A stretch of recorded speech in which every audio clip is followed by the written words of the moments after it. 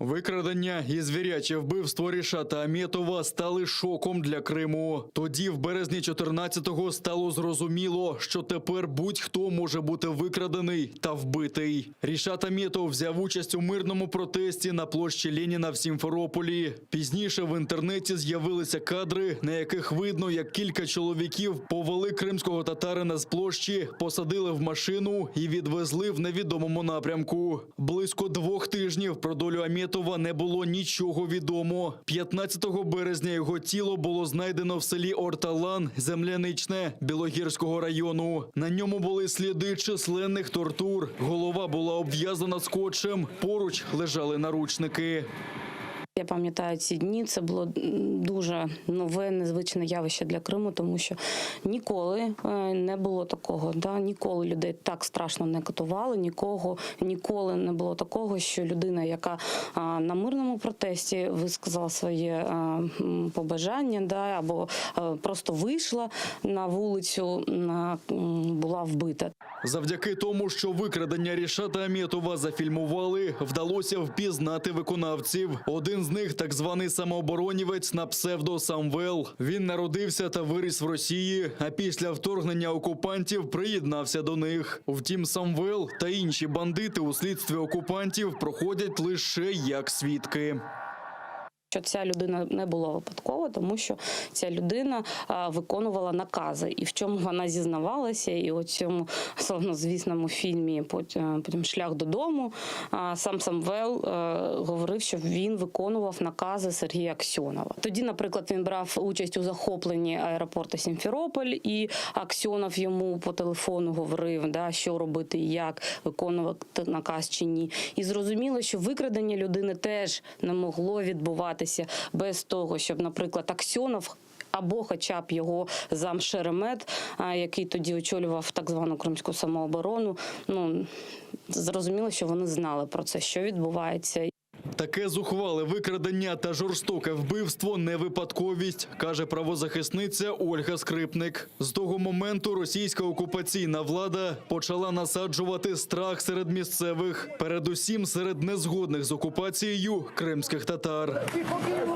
Все це свідчить про те, що люди, які це зробили, вони хотіли, щоб про це дізналися інші, щоб вони були залякані, і щоб будь-яка людина, яка захоче вийти проти російської агресії, щоб вона усвідомлювала, що може стати наступною жертвою.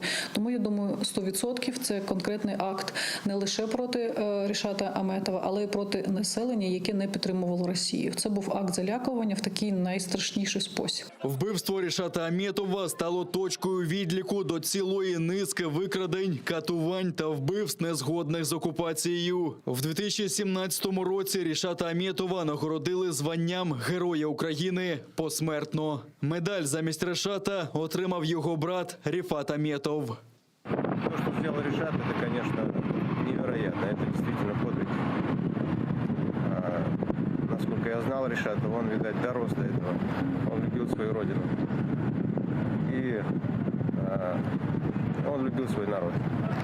Владислав Стужук, Заман, АТР.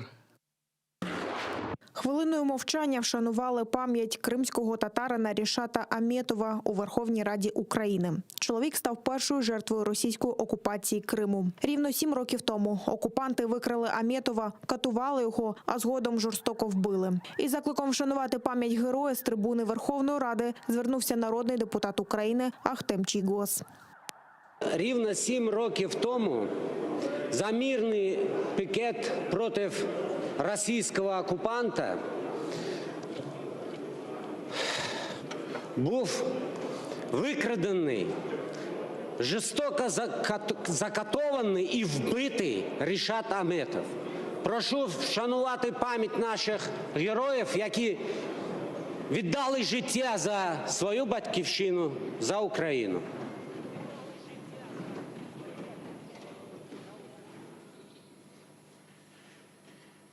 Ахтем Чийгоз також наголосив на тому, що фракція «Європейська солідарність» підтримує створення Кримської платформи, але наполягає на прийнятті 3 законопроєктів, направлених на захист політичних прав кримсько-татарського народу. Мова йде про статус корінних народів, статус кримсько-татарського народу як корінного та змінення статусу Автономної Республіки Крим на Кримсько-татарську національну територіальну автономію. На думку Чийгоза, це буде потужним сигналом для Російської Федерації, для громадян України, які знаходяться в окупації, та для міжнародної спільноти. Народний депутат закликав поставити крапку в цих питаннях. Як ви знаєте, 11 лютого Європарламент прийняв резолюцію, де чітко вказав на зобов'язок нашої держави прийняти деякі законопроєкти на захист кримсько-татарського народу. Прошу вас віднестись до цього відповідально і нарешті поставити в цих питаннях крапку. Слава Україні! 5 років колонії суворого режиму та штраф у 110 тисяч рублів. Південний окружний військовий суд російського Ростова-на-Дону засудив українського активіста Олега Приходька за буцімто підготовку підриву міської адміністрації міста Саки та російського консульства у Львові. В жовтні 2019 року до оселі Приходька в Сакському районі вдерлися ФСБівці. Знайшли українську символіку, портрет Степана Бандери та червоно-чорні прапори та буцімто вибухівку. Перший рік незаконного ув'язнення бранець проведе в колонії найсуворішого режиму, де не можна покидати камери. А захисники Приходько вже заявили, що оскаржуватимуть вирок. Единственным справедливым и правильным решением сегодня могло быть оправдание Олега Аркадьевича и начало процессуальной проверки в отношении тех лиц, которые причастны к фальсификации данного уголовного дела. Защита намерена в установленный законом срок обжаловать решение суда, данный приговор. Олег Аркадьевич принял это решение достаточно стойко. Он намерен продолжать доказывать всеми законными средствами, доказывать свою невиновность и абсурдность предъявленных ему обвинений. Сам бранець закиди окупаційного судилища не визнає, а під час оголошення вироку вигукував «Слава Україні» та свої побажання російським окупантам. Москаляку на гиляку, коммуняку на гиляку. С течением срока давности освободил служебного подполья. Рыбак у нас все такие люди, хороший повезет. Весь 22-й Крым. Он все это Украина скажет, патриот Украины. Незаконно приобретает. Сдохли, все знают. Тогда и коронавируса не будет, и терактов в мире ничего. И Украина, китайская граница, все будет классно. Наш народ завжди боровся із несправедливістю. Учасники Кримсько-татарського національного руху з Бахчисарая виступили із промовою на знак солідарності з бранцями Кремля. Вони наголосили, що тепер окупанти застосовують нові методи утисків. Зокрема, затримують за буцімто недонесення, благодійність та допомогу сім'ям політв'язнів. Незмінними залишаються лише закиди в бік ні в чому невинних людей у буцімто тероризмі та екстремізмі. Onun için de bir yerге toplaşıp geldik de özümüzün narazılığımızı bildirmeye geldik. Bu ne vakit gelecek, bu devam edecek bu. Sabırlı degenim, bir sabrının tübü sarı altın değiller ama. Lakin bizler bu sabrını doğru kullanmak gerekmiz. Çünkü her sefer yanı usullerini uydurup çıkar. Bizge karşı gitken düşmanlarımız. Evvelleri kitaplar için kapagan olsa, şimdi endi zaniyada nasiyetesi deyli. Yani çakımçılık yapmak gerek. Çakmak gerek. Yardım etkenler için. За помощь семьям террористов. O nasıl şey bu?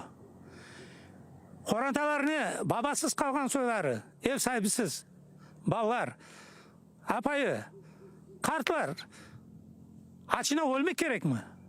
Нагадаємо, 17 лютого кількома районами Криму прокотилася чергова хвиля масових облав. Було затримано 5 кримських татар – Азамат Еюпов, Яшар Шейхаметов, Ленур Сейдаметов, Тимур Ялкабов та Олег Фьодоров, який сповідує іслам. Їм закидають організацію та участь буцімто терористичній діяльності.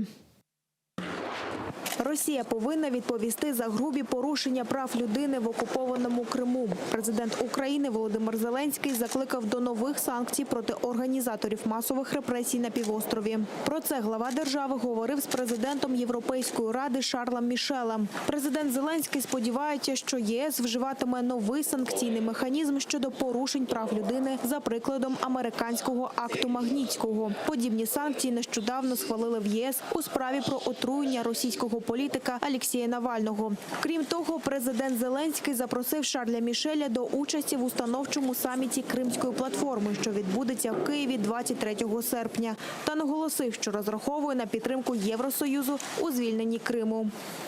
Потрібні більш дієві міжнародні кроки. Питання Криму має бути винесено на міжнародний порядок денний. Нещодавно Європейський Союз схвалив новий глобальний санкційний режим за порушення прав людини. У зв'язку з цим я запропонував запровадити такі ж самі санкції щодо тих, хто чинить свавілля на окупованому півострові Крим. Це могло б стати потужним внеском Брюсселя у діяльність Кримської платформи. Захист прав людини – це захист наших спільних інтересів, каже президент Європейської ради Шарль Мішель. Він додав, що новий санкційний механізм зробив Євросоюз сильнішим і згуртованішим, але прямої відповіді щодо санкцій проти тих, хто чинить репресії проти кримських татар та українців, не дав. Перше, ми прийняли запровадити санкції за такі порушення, про які ви сказали. Тобто ми в Європі об'єдналися для того, щоб мати жорстку позицію, для того, щоб захистити права людей, для того, щоб захистити наші інтереси також. І ми це зробили.